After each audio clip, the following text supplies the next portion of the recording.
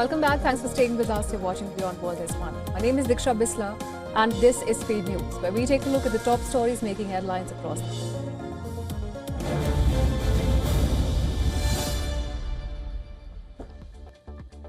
Mexican students, activists and protesters marched through downtown Mexico City to commemorate the 57th anniversary of the 1968 student massacre. The protesters, who included Mother of the Disappeared, students and various unions, demanded justice and accountability for past atrocities. Some protesters also held Palestinian flags, condemning Israel's actions in Gaza and expressing solidarity with the Palestinian people. The protest sought to draw attention to safety issues on city campuses and to the 2014 disappearance of 43 students in Guerrero State.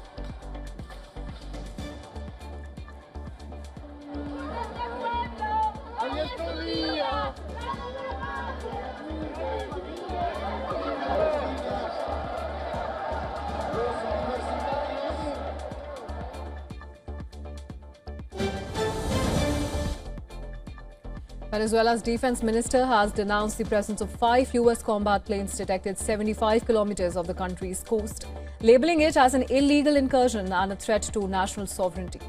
The minister made the remarks at an airbase, citing reports from an airline to a control tower. This incident follows the U.S. deployment of warships to the Caribbean aimed at combating drug trafficking, which has led to several boat strikes and fatalities.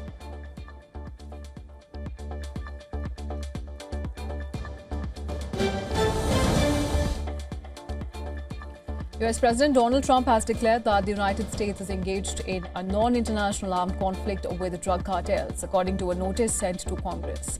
Now, this declaration follows recent US military strikes on boats off Venezuela, which were allegedly carrying illicit drugs. Trump directed the Pentagon to conduct operations against them pursuant to the law of armed conflict.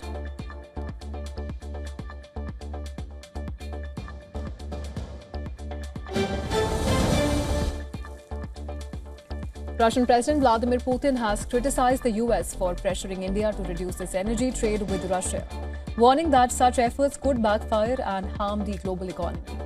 Putin expressed confidence that India, led by Prime Minister Narendra Modi, would not succumb to this pressure.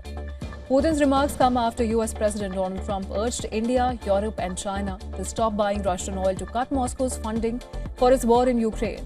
Well, Putin said that if India were to refuse Russian energy supplies, it would face losses estimated between $9 billion to $10 billion.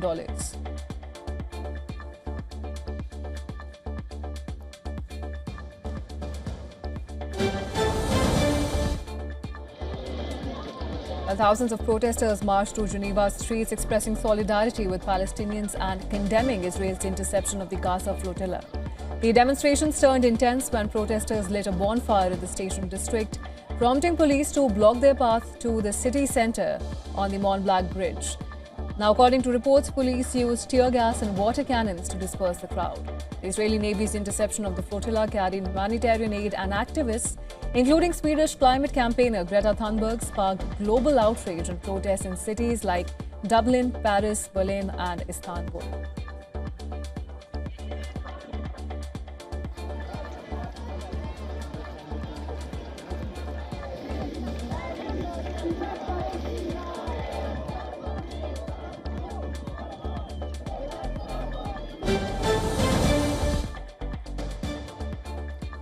Thousands of people protested in Athens against Israel's interception of the Gaza-bound Global Sumud flotilla. Demonstrators threw flares and fireworks towards the Israeli embassy, condemning Israel's actions as barbaric and urging governments to stop supporting Israel.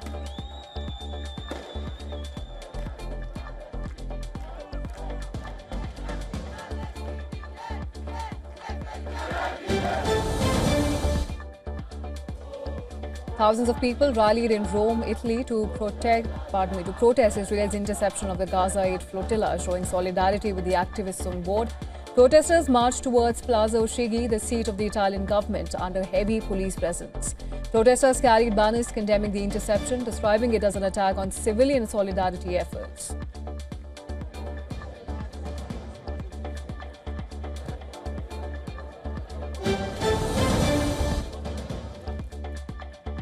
Two Jewish people died in a car ramming and stabbing attack outside a synagogue in Manchester, England.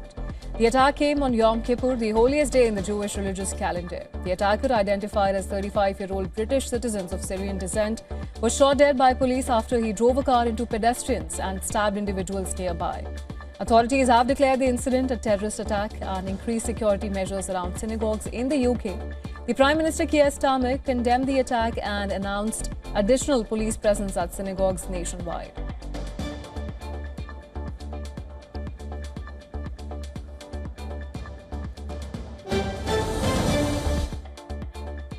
Security was heightened around synagogues in Los Angeles on Yom Kippur, the holiest day in the Jewish calendar, amid a surge of anti-Semitic attacks globally.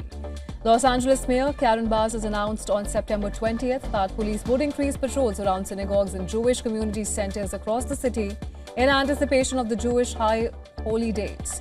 Now, this move comes as tensions remain high following the October 7, 2023 Hamas attack on Israel and Israel's subsequent war in Gaza, which has seen a rise in attacks on Jews and Jewish targets worldwide.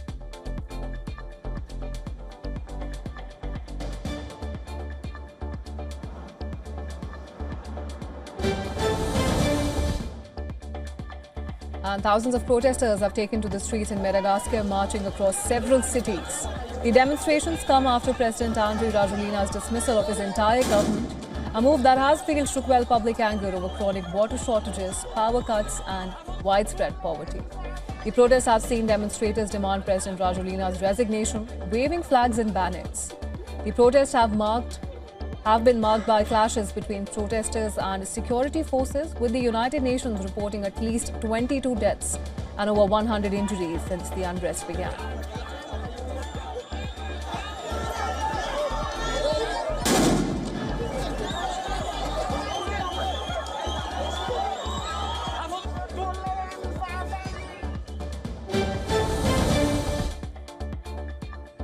While thousands of Moroccans have taken to the streets in major cities like Rabat, Casablanca and Marrakesh, demanding reforms in public services, education and healthcare. The protest, led by the Gen Z 212 movement, decry widespread corruption and questions the government's spending priorities, particularly the billions being invested in preparations for the 2030 World Cup, while schools and hospitals lack funds. Despite the movement's call for peaceful protests, violence broke out in several cities, resulting in 3 deaths and over 400 arrests.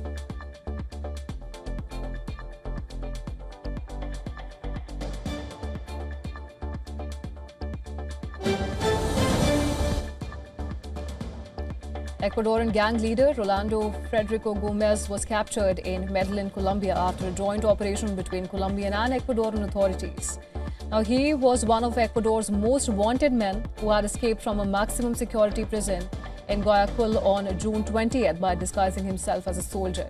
A reward of $1 million was offered for information leading to his capture. Now, he is the leader of the Las Aguilas gang linked to Los Coneros, a powerful Ecuadorian cartel. According to the authorities, he faces extradition to Ecuador, where he is wanted for crimes including drug trafficking and prison escape.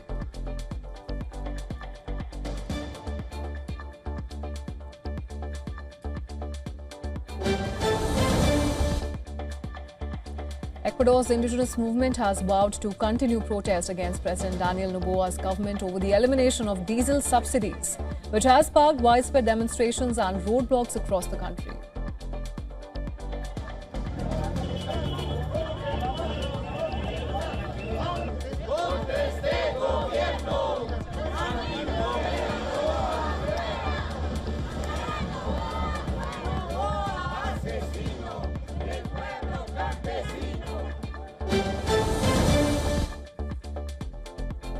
Argentina's President Javier Milei has faced a significant setback as the Congress overturned his vetoes on laws increasing funding for public universities and pediatric care.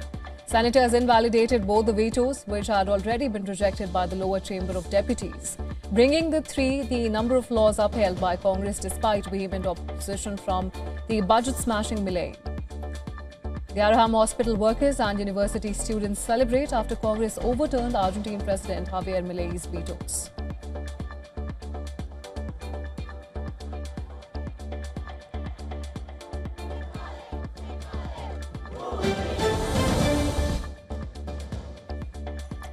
And thousands attended funeral of those killed during violent clashes that erupted on September 29th in Muzaffarabad in Pakistan-occupied Kashmir. Clashes took place following a strike called by the Jammu Kashmir Joint Awami Action Committee. Demonstrators are demanding structural reforms, including an end to perks for government officials and changes to the allocation of legislative seats. Pakistan Prime Minister Shehbaz Sharif has formed a committee to investigate the violence and engage in dialogue with protest leaders.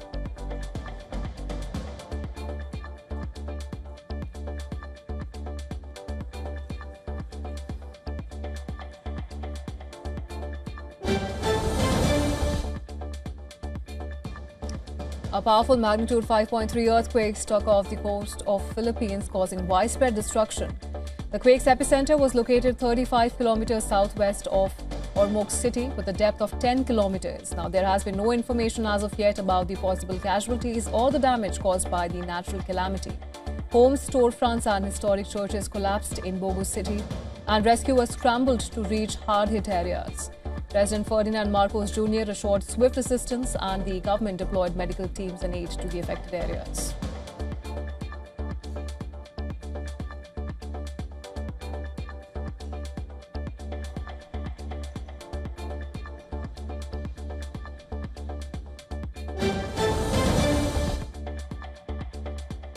In a groundbreaking achievement, China's submersible Jiaolong recently completed its first manned drive under Arctic ice, marking a breakthrough in deep-sea exploration and advancing understanding of polar ecosystems and climate change impacts. The dive was part of China's 15th Arctic Ocean scientific expedition, which aimed to advance understanding of the region's ecosystems and the impacts of climate change. The mission, carried out by 4 vessels, revealed substantial spatial variations in density, biodiversity and the size of benthic organisms across the Arctic region.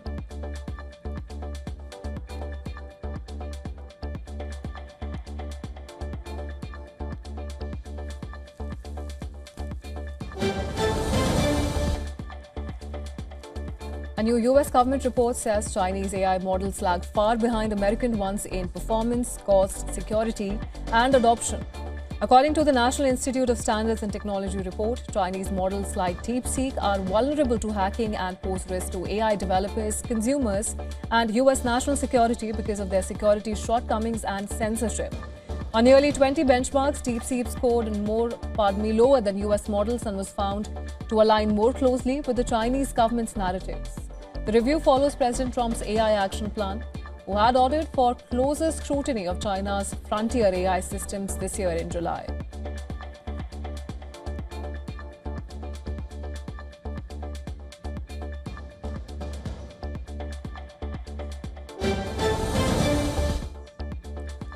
India's Financial Intelligence Unit has issued notices to 25 crypto exchanges, accusing them of violating anti-money laundering laws. Platforms including BingX, L-Bank and Poloniex have been ordered to pull off their apps and websites. Together, 14 of the 25 crypto exchanges hold over $9 billion in assets. In March 2023, India placed crypto platforms under its anti-money laundering law, requiring them to register with Financial Intelligence Unit of India, also known as FIU, and report all transactions.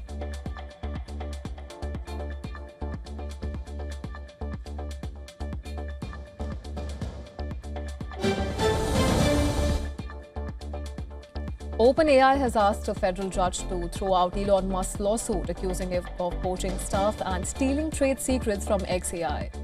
In its filing Thursday, OpenAI called the case part of Musk's ongoing harassment and said the claims are baseless. The company argued that xAI employees are free to leave and that it is entitled to hire them if it wants to.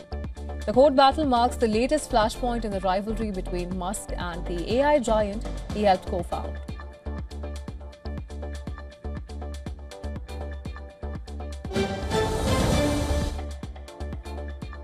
Alphabet's Google and Comcast-owned NBC Universal have reached a multi-year agreement to keep NBC shows such as Sunday Night Football and America's Got Talent on YouTube TV, wrapping up a difficult negotiation. While YouTube TV, one of the biggest pay TV distributors in the US, will carry NBC Universal's full portfolio of networks such as NBC and CNBC under the deal. YouTube, which is also a unit of Alphabet, will also offer NBC Universal's Peacock streaming service through its primetime channels. a marketplace where users can subscribe to third-party streaming services through the YouTube app.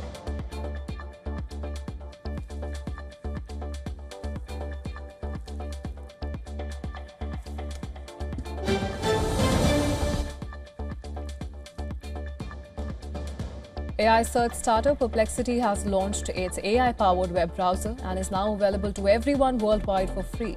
The startup initially launched Comet in July to Perplexity Max subscribers for $200 a month. The Comet browser is designed to serve as a personal assistant that can search the web, organize tabs, draft emails, shop, and much more. Perplexity is also adding new features, including a mobile version of Comet and a background assistant that handles multiple tasks all at once.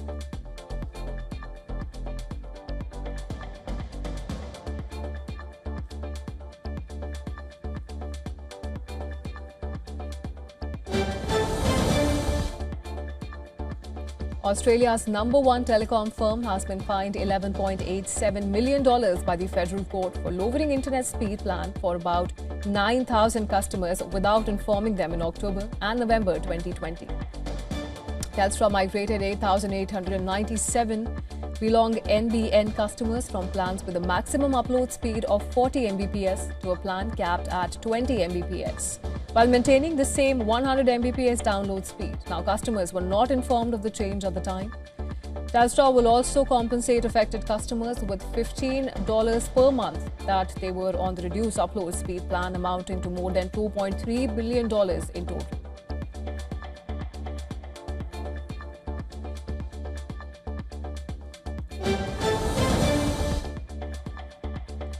With the federal government in a partial shutdown, traditional economic data releases have been delayed. So analysts are turning to alternative indicators. The Chicago Fed's real-time model estimates that the U.S. unemployment rate held steady at 4.3% in September, unchanged from August. That steadiness suggests that despite weaker hiring and economic headwinds, a sudden surge in joblessness hasn't yet materialized. Still, signs of strain are present. Small businesses reportedly shed tens of thousands of jobs, and corporate layoffs announcements trend has lowered, but hiring plans remain muted.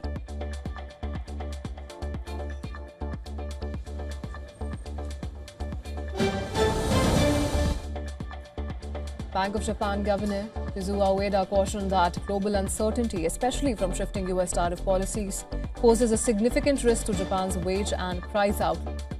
He stressed that while wages and prices are showing signs of improvement, it's unclear whether that trend will broaden across the economy amid external pressures. Ueda also indicated that the BOJ will need to be especially cautious in its monetary policy decisions, weighing these uncertainties as it considers future rate moves. In sum, despite positive domestic signals, the BOJ head regards the outlook as highly uncertain, not confident enough yet to assume sustained momentum.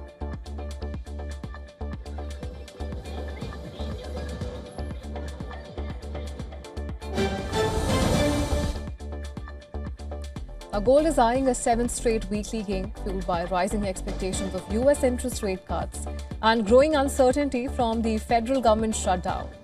Spot gold climbed about 0.2% to $3,871 per ounce, just shy of a recent record high. December futures held around $3,896 per ounce. The soft ADP jobs report, which showed a drop of 32,000 payrolls in September, has strengthened rate cut bets and weighed on the U.S. dollar. The shutdown may delay key economic data, making markets more reliant on alternative indicators and further adding to gold's appeal as a safe haven. Gold's continued rally reflects how macro uncertainty and policy ambiguity are pushing investors towards non-yielding assets amid volatility.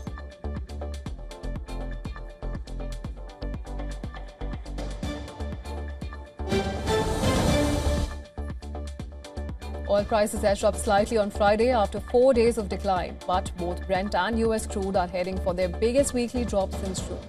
The decline comes as OPEC Plus considers raising production by 500,000 barrels per day in November, triple October's increase, with Saudi Arabia aiming to regain market share. Analysts warn that this could push prices as low as $55 per barrel. Adding pressure, the US is seeing rising inventories and weaker refinery demand. Concerns over a potential U.S. government shutdown, as well as the resumption of Kurdish oil exports from Iraq, are also weighing on the sentiment here. Meanwhile, G7 nations vow to tighten pressure on Russian oil sales, a move that could further reshape global flows.